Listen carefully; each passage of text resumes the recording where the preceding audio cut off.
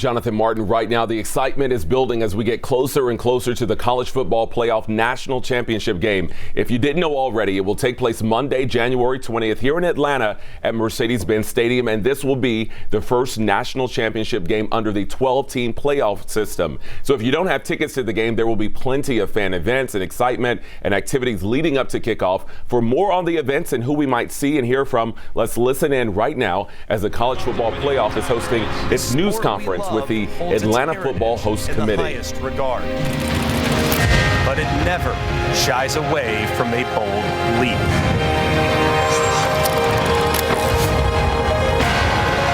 A new era of the college football playoff no longer waits in the wings. It has arrived. Its next moment, merging the tradition we know with the evolution we've only dreamt of. In a place where a moment can live forever. And set the stage for the next great moment to come.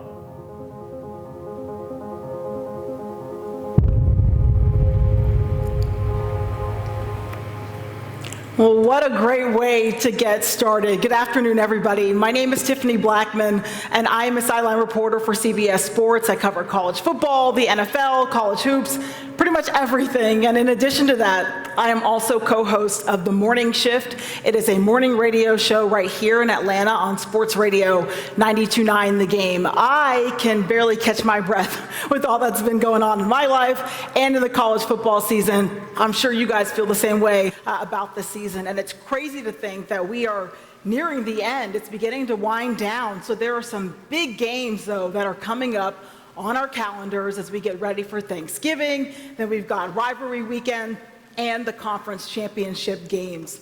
So, and speaking of the calendar, well, there were only 60 days out from the 2025 College Football Playoff National Championship game, which is going to be played right here at Mercedes-Benz Stadium in Atlanta. It's right around the corner, and we have a lot of fun stuff to talk about today. So this is more than just a game, as many of you all know, and there is no better example of that than the CFP Foundation. So let's take a look at some of the work that they do ahead of the game. Please join me in celebrating teachers in our community by supporting the Georgia Teachers Initiative. We are so excited about the opportunity to get more resources to Georgia's teachers. Please join me in empowering teachers in our community by supporting the Georgia Teachers Initiative. I'm just thrilled to be part of this amazing work and excited for the spotlight it brings on our state. Join the Georgia teachers community at georgiateachersinitiative.org. Some great work is being done. So to highlight that work, please join me in welcoming to the stage Executive Director of the College Football Playoff Foundation, Britton Bonoski, 2024 Teacher of the Year and finalist for National Teacher of the Year, Christy Todd, King Middle School teacher and CFP Foundation Innovation Grant recipient, Nia Cannon, and Principal of Baggett Elementary, Mitch Green. Great to see you again. Great to see you.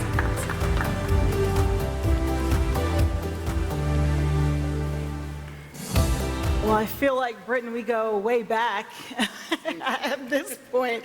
And when we spoke back in April at the College Football Playoff Georgia Teacher Initiative, it had reached 80 counties. Can you shed some light and provide us with an update on the work that has been done so far? Sure. First, I'd like to say how blessed we are as a foundation to get the support of the CFP and to be connected to such an amazing organization that has such an amazing audience.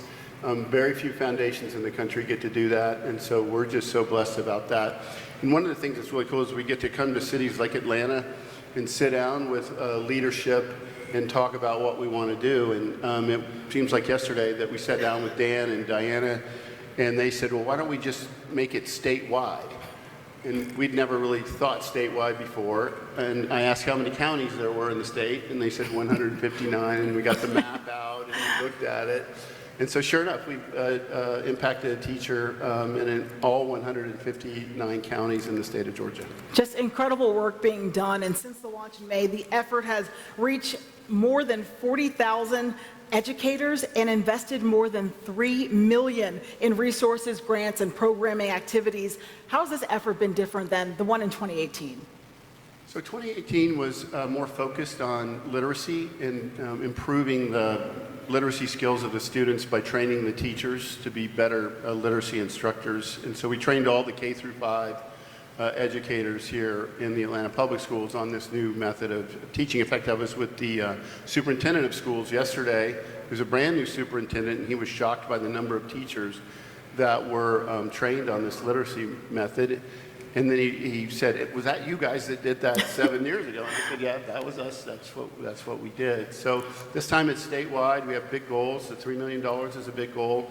Engaging with 1/3 of the teachers across the state, that's 40,000 teachers, is a big goal. And then, as we talked about, being able to impact a teacher in every county. Well, we're joined by some very special educators on this stage with us who have benefited from the GTI efforts so far. And Mitch, you were the principal of Henderson Mill Elementary School when the game first came here back in 2018, and you saw the impact of the CFP Foundation then. They're back and extending their reach. Can you talk to us just a little bit about the impact that it's made on educators around here? Absolutely, Tiffany. Thank you so much. And just thank you for the opportunity to be here. It's just wonderful to be able to be with such a great organization like the College Football Playoff Foundation. Back in 2018, it was actually through an organization called Atlanta Families Awards for Education that I came in contact with the College Football Playoff Foundation. They had invited a whole bunch of the recipients to a Georgia Tech football game, got us out on the field, and for an educator, you don't typically get a huge stadium of individuals to cheer for you, but that's what happened as a whole slew of us, educators who were recognized from around the state, had the opportunity to be on the field and to receive additional funds as well to support our efforts, specifically around literacy as well. So that was quite an honor. And then this year with the return, as you mentioned, I'm the principal at Baggett Elementary School. We are a school that is a Title I school, high minority population, and a high population of students who are in poverty. And for our community, it was really tremendous, the impact that the College Football Playoff Foundation has had this year. We were thankful enough and fortunate enough to be a recipient of a $50,000 makeover, and we applied that makeover to our media center. For me, it's something really special. This wasn't just an opportunity to bring new books or new shelving. We created a maker space in our media center for our students, and I'm happy to report, Britton, it's already seeing lots of use, tremendous use. For me, it's really personal, Tiffany. It really is.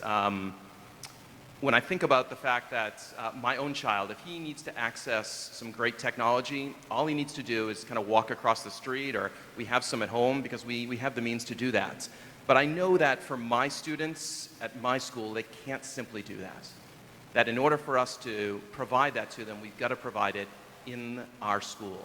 They have to have it there. And for me, it's super important that they have every opportunity that my own child would have. So we make it happen for them there. And honestly, we've got the vision, but often the funds aren't there to support that vision. With the lovely donation and hard work of the College Football Playoff Foundation, we are able to make that space a true reality for them. And I know that that will open doors for them in the future, right? It will allow them to engage in other future conversations and other future activities that will undoubtedly assure them the opportunity to make great things happen and be successful and help to break the cycle of poverty in my community. So that's really what we're after. And once again, just so thankful to be a part of this and to have our students truly benefit from that fabulous grant to our school. Thank you for sharing that. It really is life-changing work that is being done. And every year, the College Football Playoff Foundation brings a teacher from across the country who is named Teacher of the Year for making a significant impact on their school, district, and their students. And Christy, you were named 2024 Teacher of the Year for Georgia. Can you tell us just what does that honor mean to you? It is truly an honor of a lifetime to be asked to represent the 120,000 hardworking teachers that we have here in the great state of Georgia. When I think of teachers, I think that teachers are the ultimate influencers. And it's because we change the future when teachers help students see their potential.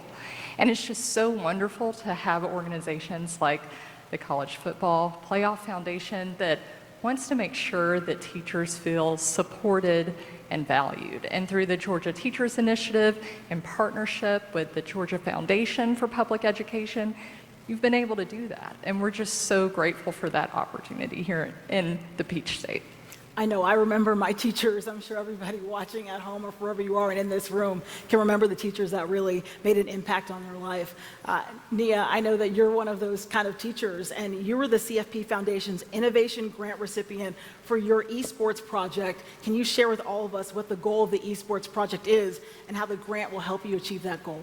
Yes, thank you guys for having me here today. At King Middle School, I am the instructional and technology specialist, so I have the role of teaching teachers how to use technology and enhancing student achievement. So I look through the lens of technology. So I have a group of kids who I give them that space of using, everyone can't be a football player or an athletic student.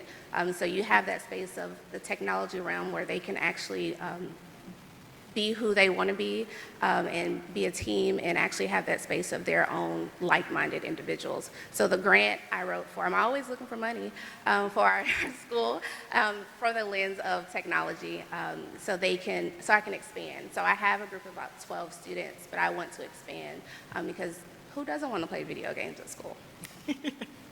And Britton, you hear the impact that it's made on the students that these wonderful educators were just talking about. I know your team loves to hear that.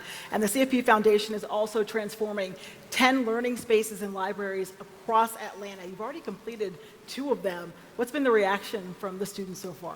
Well, one of them was at Baggett, and it was amazing. You know, for me, it's my best day is when I can be on an elementary school campus and see the expressions on the faces of the kids as they get introduced to their new space and their technology, and see it all get lit up. And so that never gets old for me. And we're going to do, I think, a total of 13 actually here in the metro Atlanta area, and we've done about 85 of these nationally.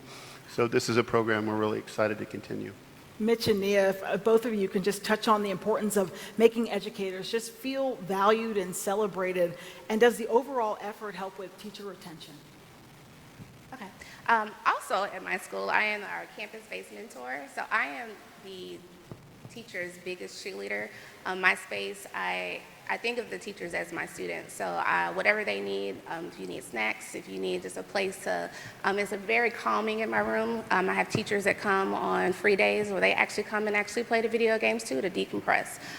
So that space allows them to just come and be who they want to be. Retention, my role also is making sure they need anything. If my principal, I'm that liaison between new teachers. If you are having a bad day, I'm like, hey, Gibbs, you might want to go check on so-and-so. So the grant will allow for that as well. That's wonderful. And Mitch? Perfect, yeah. So, if the goal truly is to have a best practicing educator at the front of every classroom or in every classroom, this really helps to do that because it helps to really elevate educators and education in general, right? It's super important that we get the best and the brightest to be pouring into our students every single day. And of course, no one goes into education for the money, as we say, right? But the recognition and the recognition from someone outside of the field of education is truly tremendous. It really makes a big impact. We all have files that have those thank you cards in them and the little notes that parents wrote or students wrote, notes from former students who have gone into education as well that we have positively impacted. It's those special times that really make the huge difference and help to rejuvenate educators and for them to recognize that what they do has an impact. And the College Football Playoff Foundation coming to us and recognizing us or recognizing individual teachers across the entire state, that brings so much joy to them. It reinforces the fact that they are doing great work and helps to bring them forward as well, and to ensure that the work that they're doing really does have a huge impact and a greater impact because of those foundation grants. It's lovely. So important to recognize that. And the free 2025 Extra Yard for Teachers Summit will be in Atlanta the weekend of the national championship game, with hundreds of teachers participating in workshops and networking with education professionals. So Christy, how important is it for the educators to have access to training and seminars and to have them become better teachers for their students? So in the state of Georgia, we're very proud of one fact, and it's that for the last 11 years, we've been the #1 state to do business. And we think that for that to continue, we must also become the #1 state for teachers to teach. And to have a winning team, you have to practice, right? You got to get on the field and practice. And for teachers, practice is professional development. It's having the opportunity to work with colleagues to hone our craft. And that's why I'm so excited about the Teacher Summit that is happening the weekend of the big game, because we're going to have teachers from across our state and from across our nation that are coming together to really learn from each other. So I will be joined at this along with the other state teachers of the year from across our nation or our territories. Attendees will have the opportunity to hear from amazing presenters, have some good time as well, and even hear from our National Teacher of the Year and a dear friend, Missy Testerman. So you definitely, if you're a teacher and you're hearing about this, you don't want to miss it. You want to sign up for the summit, and we're just grateful for the opportunity to further our craft and the investment in teachers in our state. We've all been lucky enough to hear just how the CFP Foundation is making an impact in teachers' lives, in their students' lives, but the public, like everyone wants to get involved, right? Britton, how can we do that? How can we support the local teachers? Well, you can do it by going to the GeorgiaTeachersInitiative.org or CFPFoundation.org. But really, I mean, what I've learned in the last decade I've been doing this is teachers just need a pat on the back. They just need a Chick-fil-A sandwich or a cup of coffee and, a great job, keep it up. And so everyone can do that. Everyone can recognize the value that the teachers are making in their own community with their own children or their grandchildren. And so just go out of your way to say thank you. Britton, Christy, Nia, Mitch, thank you all for coming up here and joining us and just sharing the impact that the CFP Foundation has made. Thank you. Thank you. And thank you to the College Football Playoff Foundation. If you want to get involved and try to make an impact, you can go to cfpfoundation.org. You can also follow them on social at CFP Extra Yard.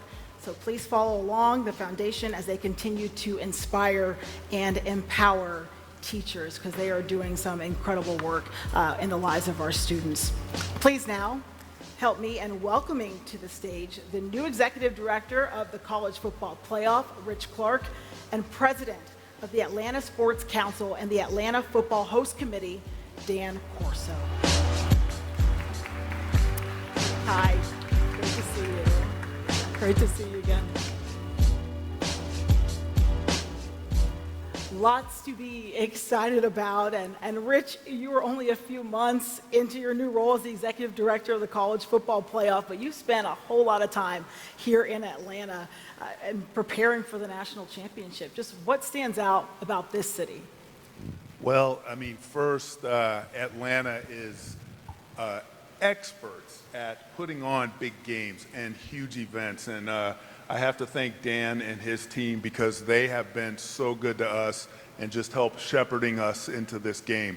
But the one big thing is you're the first city, Atlanta is the first city to get this game twice. And that's special because we come into this, the team has experience, they know exactly how to make this game special and spectacular, and that makes our jobs very easy, but also a lot of fun. So we appreciate that, but then there's so much more.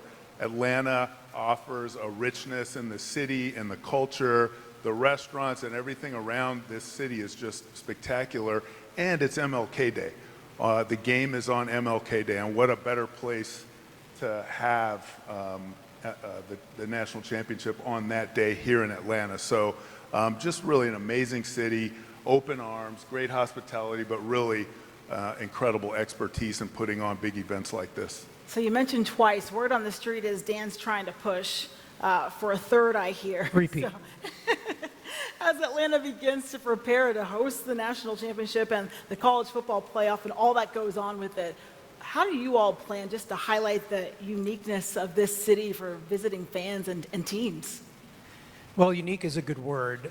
Repeat's a good word, right? It's a huge honor for our city and our community to be the first repeat host city of this great event. I mean, every city in America would like to host this, but for the CFP to identify Atlanta as that city to be the first repeat's great.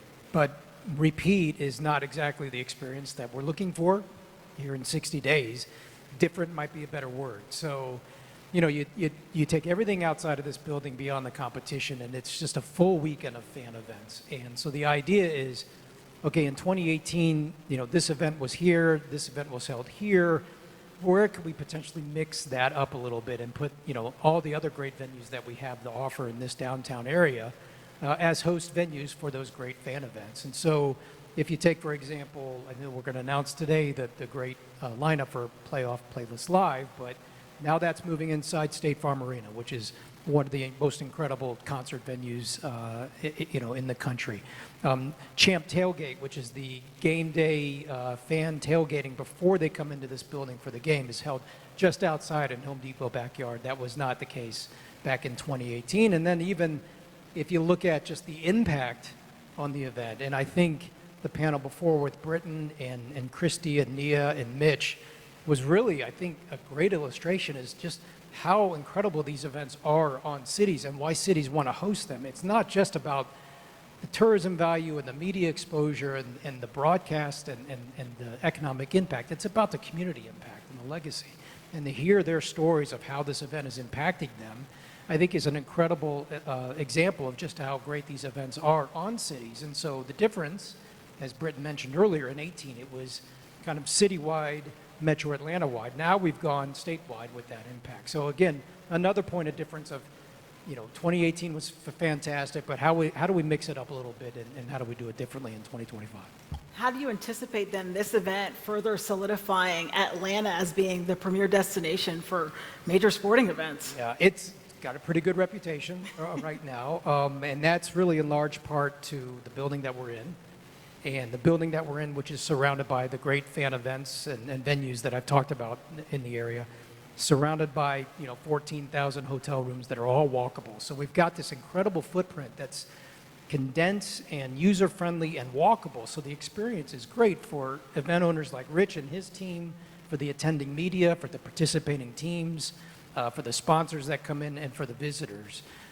But having this event come back and naming Atlanta, you know, the first repeat city, as we've said, is a great honor, and it's just a long list of events that we've got coming, you know, with World Cup in 26, another Super Bowl in 28, a men's Final Four in 2031, and other events to be announced at a later time. It's incredible, and yeah, look, let's just put it out there. We'd like to be the first city to three-peat, so Rich, we got a lot of good people in this room that can help make that happen, so if you want to have that conversation, happy to do it.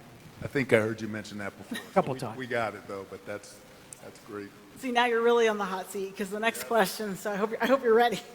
With the CFP playoff rankings being so crucial in determining which teams will compete for the national title, can you shed some light into the work of the selection committee and how the season is shaping up on the field?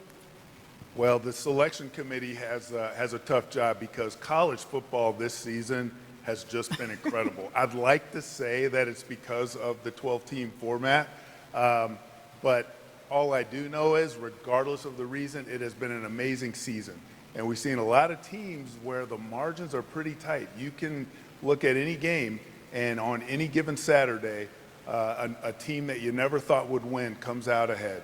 And so our selection committee has been meeting. We're going to have our 4th meeting next week. And every week, these 13 people that were handpicked, some of them are athletic directors, some are coaches, former players, journalists even, they come into the room, they watch a number of games. Some of them watch 25 games, especially the coaches. You know, coaches get into that. They're in it deep. But they watch these games, and they study the teams that are playing, and they really do what we call the eye test. They want to know just what are these teams made of? How good are they really? And then they come into the room and they look at so much data. They look at different statistics like strength of schedule, statistics like relative offense, relative defense. And then when the teams get on the margins, they're really comparing details like what were their performances against common opponents, not just each other, but common opponents, head-to-head competitions. But all these things come into play because the margins are so small. But in the end, their job is to rank the 25 best teams in the country. And they do that every week. They start with a clean slate. They go in the room. They have very intense discussions, all collegial, all cordial, but they put it on the table so that they can really understand how each other views these games, because they all look at it with a different lens. And in the end, they come out with a ranking of 25 best teams in the country, and that is a hard job.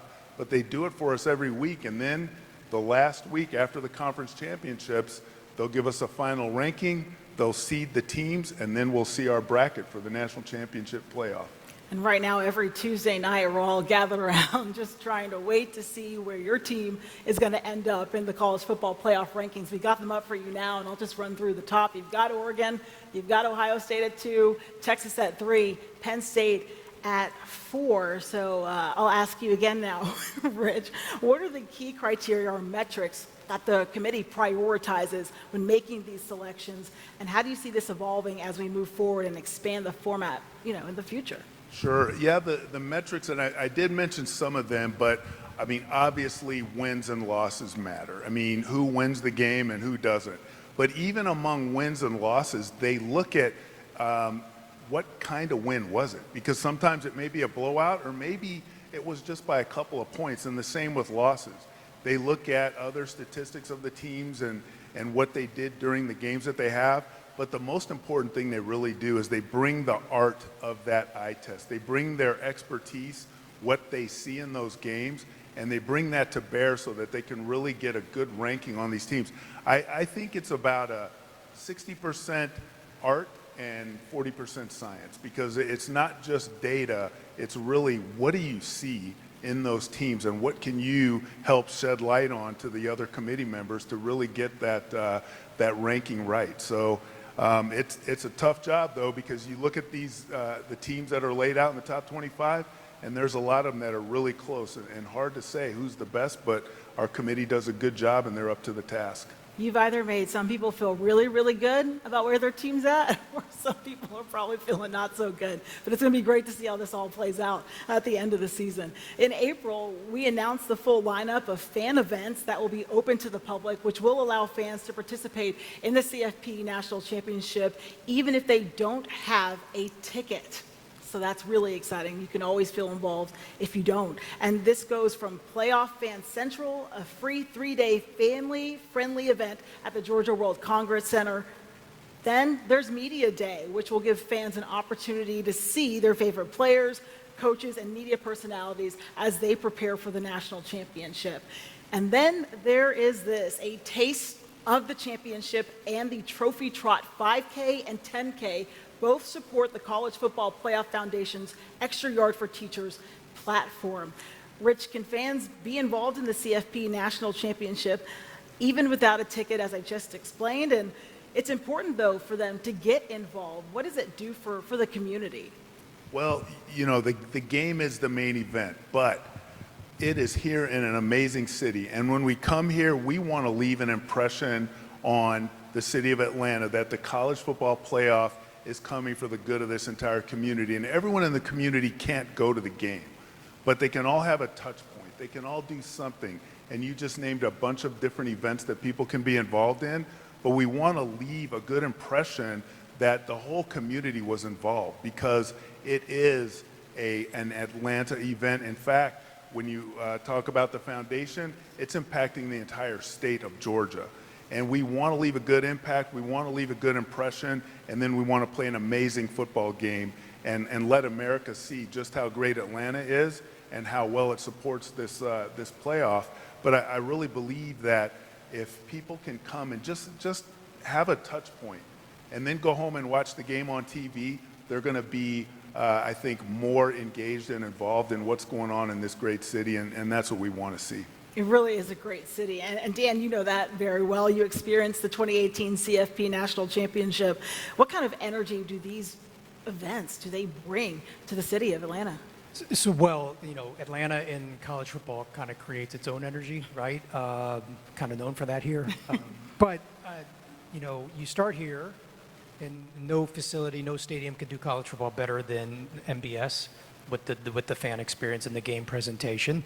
And then, I spoke about it earlier, the compact kind of fan entertainment area is all within walking distance. I think the farthest venue you just referenced on those events is the Georgia Aquarium.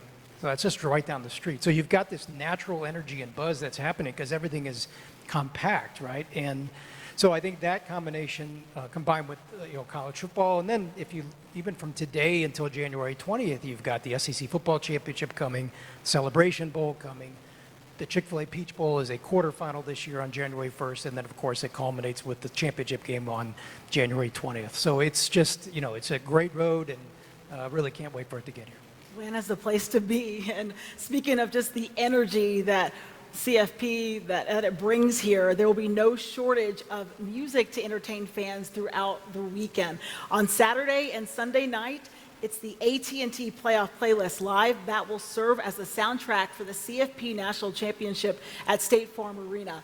This year, these concerts will be ticketed events inside State Farm Arena, and we are pleased to announce the musical artists who will be performing. So let's take a look. The first chapter of a new era in the history of the college football playoff comes to a close in January 2025. Atlanta will once again host the nation's top teams in college football to decide who will take home the ultimate prize, the coveted national championship trophy. In addition to the amazing performances on the field, the festivities leading up to the game will be just as epic. Help us kick off championship weekend, January 18th and 19th at State Farm Arena, as some of today's brightest stars in music come to shine at AT&T Playoff Playlist Live.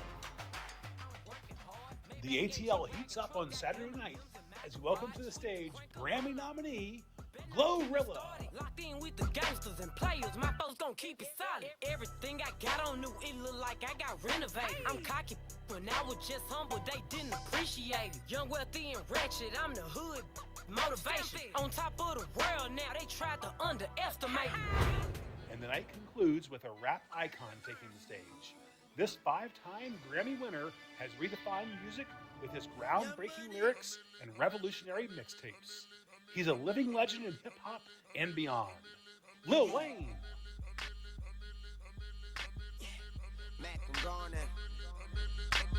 I'm millionaire, I'm a young money millionaire, tougher than Nigerian hair. My criteria compared to your career just isn't. On Sunday, the celebration continues as we welcome a breakout artist whose sold-out tour is making waves in the music industry. Knox. She said, I like your confidence, but you're not the 1975. No lies, that's quite the compliment, but I'm not really looking for somebody tonight. Next up on Sunday night, a captivating singer-songwriter who's scaling the charts worldwide. Stargazing hitmaker Miles Smith. Take my heart, don't break it. Love me to my bones. All this time I wasted. You were right there all along. And to close out the evening, multi-platinum and Grammy-nominated Latina powerhouse Camila Cabello.